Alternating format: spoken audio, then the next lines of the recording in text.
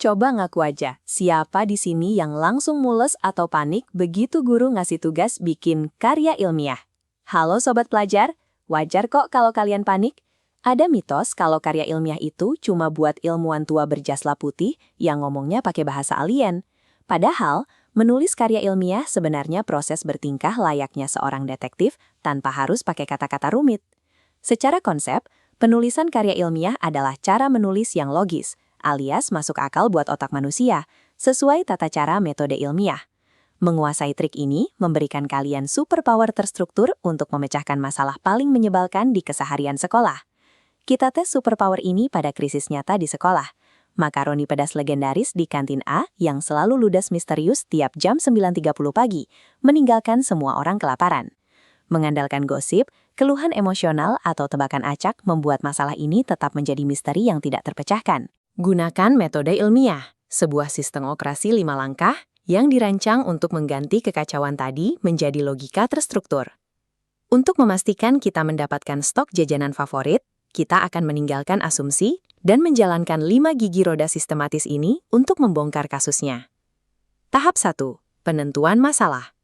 Peneliti muda memulai dengan menempa sebuah pertanyaan yang tajam dan logis. Pertanyaan investigasi kita, faktor apa yang menyebabkan makaroni pedas kantin A habis sebelum bel istirahat resmi berbunyi pada jam 10 pagi? Lanjut ke tahap 2, pengumpulan data. Kita mulai mengamati lapangan untuk mengumpulkan fakta keras yang dapat diobservasi secara langsung. Kita mencatat waktu kedatangan stok, jumlah total bungkusnya, dan kepadatan siswa di area kantin. Pengumpulan data ini memastikan investigasi kita terbangun di atas realitas objektif, jauh melampaui rasa frustrasi akibat perut kosong. Masuk ke tahap 3, analisis data. Kita mengorganisir fakta mentah yang sudah terkumpul untuk melihat pola yang mungkin selama ini tersembunyi.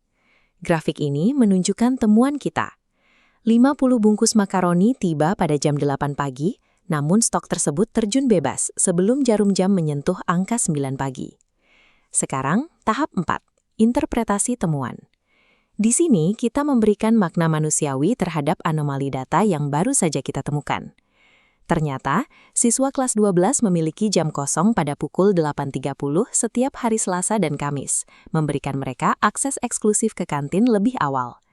Interpretasi ini mengubah angka yang awalnya membosankan menjadi bukti perilaku yang menjelaskan alasan hilangnya jajanan saat kelas lain sedang belajar. Kita tiba di tahap 5, penarikan kesimpulan.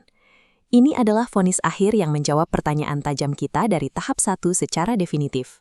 Kesimpulannya, suplai makanan di kantin habis karena dimanfaatkan oleh siswa tingkat akhir yang menggunakan jam bebas mereka secara legal untuk berbelanja lebih awal. Karena kesimpulan ini dicapai melalui 5 tahap metode ilmiah yang kaku, hasilnya memiliki dasar logika yang kuat dan jauh lebih sulit untuk dibantah dibanding sekadar tebakan. Kasus makaroni selesai. Tapi ada satu kejutan.